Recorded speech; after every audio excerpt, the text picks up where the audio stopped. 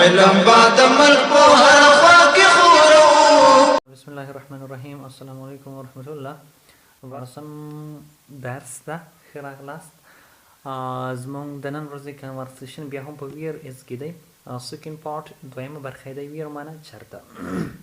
لومړۍ برخه موږ تیر درس کې ویلې وه، پاتې برخه یې نن وایو. ویر از د ټیچر. ویر از د ټیچر. ښوونکی چېرته دی؟ He is in the office. He is in the office. هغه په دفتر کې دی یا په اداره کې دی. Where are the students? Where are the students? زده کوونکي چېرته دي؟ They are in the classroom. They are in the classroom. دوی په ټولګي کې دي. Where do you usually eat lunch? Where چېرته do you usually ته اکثره وخت eat خورې lunch د غرمې ډوډۍ. I usually اکثره وخت زه eat خورم lunch د غرمې ډوډۍ at home په کور کې. I usually eat lunch at home. Where do you want to travel to? Where do you want to travel to? ته چېرته غواړې چې سفر وکړې؟ I want to travel to India. دوی وایي چې زه غواړم انډیا ته سفر وکړم. کاناډا څنګه ده؟ I want to travel to India. زه غواړم چې انډیا ته سفر وکړم. دلته ستاسو چې کوم ځای ته مطلب I want to travel to Mecca. I want to travel to Canada. I want to travel to West Indies. از یو کوم ځای ته چې خوند درکوي ما ته لاړ شي وکنه مفت چکر دی. I want to travel to India. زه غواړم چې انډیا ته سفر وکړم. بله جمله دی I want to travel to India. Where were you yesterday? Where were you yesterday? پرون نه معلومېدې او ته چېرته تللی وې؟ پرون ورځ چېرته وې؟ I was at home. I was at home. زه پرون ورځ وای په کور کې وم. چېرته مې تللی. Where will they visit you? Where چېرته will they دوی به visit ملاقات وکړي یا لیدنه به وکړي you ستا یعنې دوی به تا سره چېرته لیدنه وکړي. They will visit me at the airport. دوی به زما سره لیدنه وکړي په ایرپورټ یا هوایي میدان کې. They will visit me. دوی به له ما سره ملاقات وکړي یا ما به وګوري at the airport په هوایي میدان کې.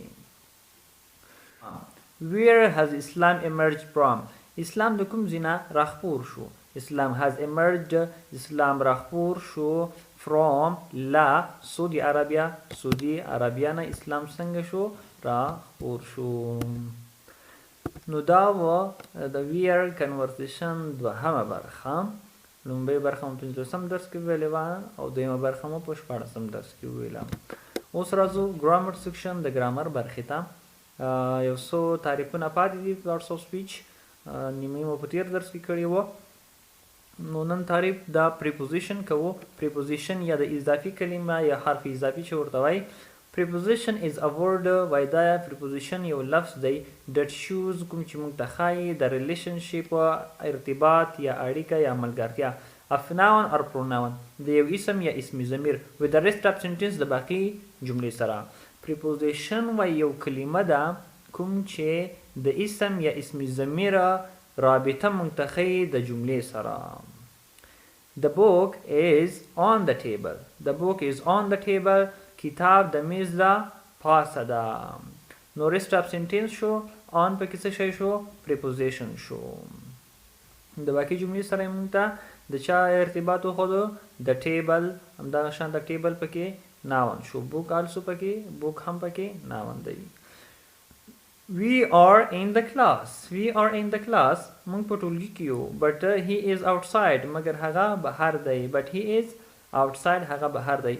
Ali studies English at ISEC. Ali studies English at ISEC. Ali امدیزی کې څه کوي؟ په دې کورس کې انګلیسي لولي. اټ په کې څه شو؟ preposition شو. حرف اضافه شو. موږ ته څه شی وښاتو؟ د rest of sentence سره یې relationship وښودو. showing the relationship of pronoun with the rest of sentence.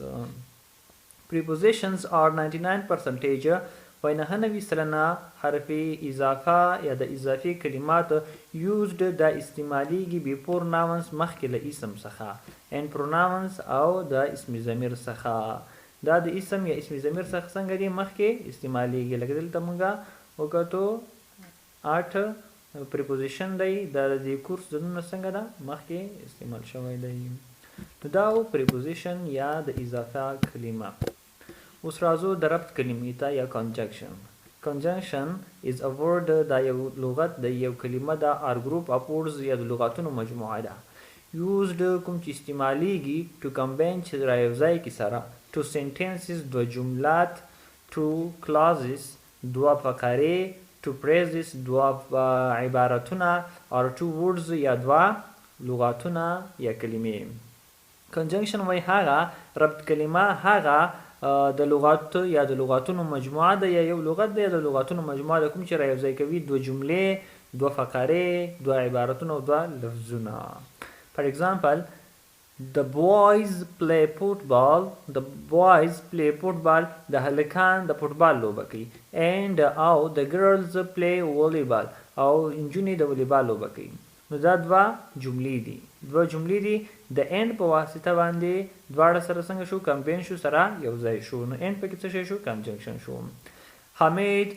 can play cricket حمید کرکټ لوبه کوي شي but مگر عبدالله cannot play cricket مگر عبدالله کرکټ لوبه نشي کوي نو but دلته پکې څه شو کنجنکشن شو two opposite sentences سره یو ځای کو دوه مخالف جملې څنګه کو سره یو ځای کو نو end او but څه شو کنجنکشن شو here دلته and but دلته او د but کلمه مگر معنا لري or conjunctions دای حرف ربط دي they have combined two sentences دوی سره چې کړي دوه جملې سره کمباین کړي یو ځای کړي دي دا conjunction چې combine two sentences phrases clauses or two words راځو interjection یا د ندا کلمه ته ندا کلمه څه شي کې موږ ته حیرانتیا ښیي تعجب ښیي درد ښیي interjections are those words دا هغه کلمات دي which denote sudden or strong surprise emotion or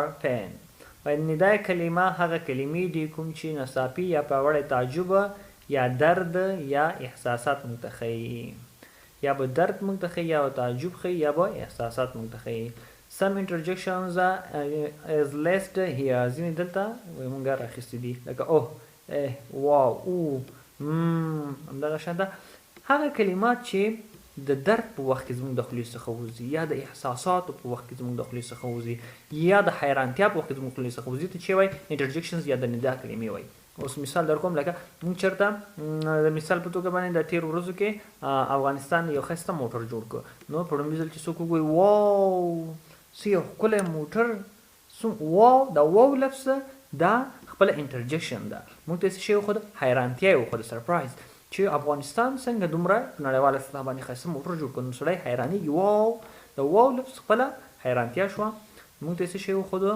انټرجکشن شو موږ ته څه شی وښوده سرپرایز یا حیرانتیا وښوده یا ایموشن احساس یو څوک مې چې اوه موږ مې چې وګټو د اوه دا لفظ د خولې څخه چې ووتو د خپله ایموشن یې موږ ته وښوده د انټرجکشن د فین په حالت کې اوف his father died اوف د هغه پلار مړ شو خدای مکړه د اوف دا کلمه زموږ د خولې څخه چې ووته دا انټرجکشن ده موږ ته دلته چې وښوده پین یې وښوده درد موږ ته به درد ښیي احساس به ښیي یا به سرپرایز حیرانتیا موږ ته ښیي هغه ته بیا چې شی وکړي هغه ته انټرجکشن ویل کېږي نن ورځ موږ انټرجکشن ان کنجنکشن او پریپوزیشن دغه درې تعریفات موږ وکړو نو دا اوس زموږ د نن ورځې درس تر سبا مو پاک سیکشن ته راسپارم ښه چارې بای سی یو نیکسټ لیسن د خدای په امان لا لیدلو مو ډېره مننه د نورو ویډیوګانو لپاره زموږ یوټیوب چینل در سره سبسکرایب کړئ